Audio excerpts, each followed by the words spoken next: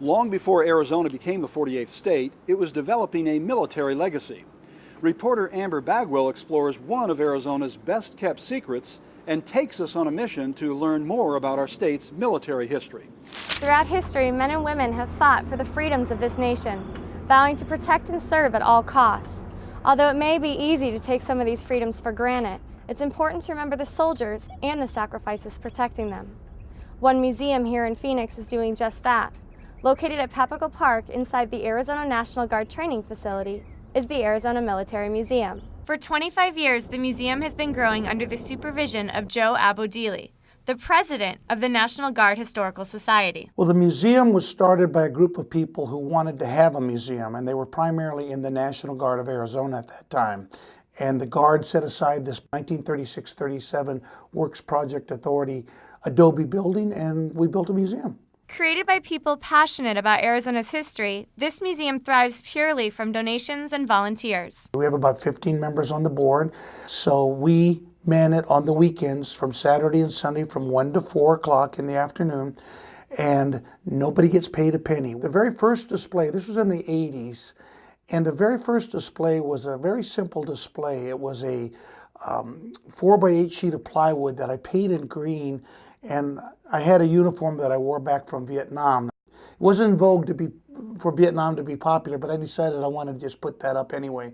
And so I tacked the uniform up against the green backdrop, put a bush hat, leaned a rubberized rifle and some other Vietnam memorabilia, and that was the very first display, and it was just basically leaning against the wall. Visitors coming to the museum get a chance to experience history not only from the displays, but from the building itself. The building is made out of adobe, and it is the second largest adobe building still in continuous use in Arizona, with, I believe, Santa Fe Mission being the first largest adobe building still in continuous use. This museum is a maze of history with items donated from both military and civilian sources.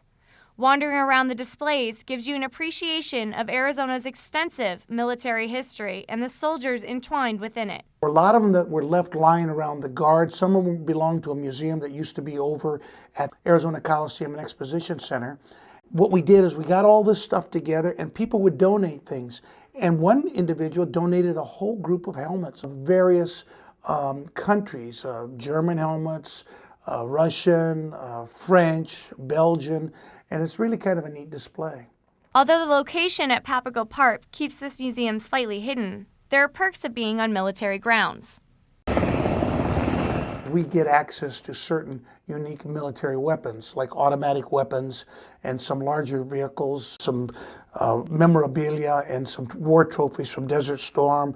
We get that because we are an official Army museum activity, and we are also certified by the Arizona Historical Society. So it's a symbiotic relationship between this private nonprofit corporation and the Arizona National Guard. The military history here in Arizona goes back even before statehood. The museum has artifacts from the various wars, from the conquistadors all the way up through Operation Iraqi Freedom. Arizona's military history is rich, it's colorful, it must be preserved. I am honored to be able to be with this group who are all volunteers who are helping to preserve Arizona's rich military history. And I'm going to do whatever I can, as long as I can breathe, to continue to help preserve it, keep this museum going, and I certainly hope that we will be a very instrumental entity for the centennial coming up in 2012. Regardless of your age or interest, the Arizona Military Museum provides an interactive adventure into this state's history. For Arizona Capital Television, I'm Amber Bagwell. Although the museum is usually open on weekends, it's currently undergoing some minor repairs and is scheduled to reopen to the public in early August.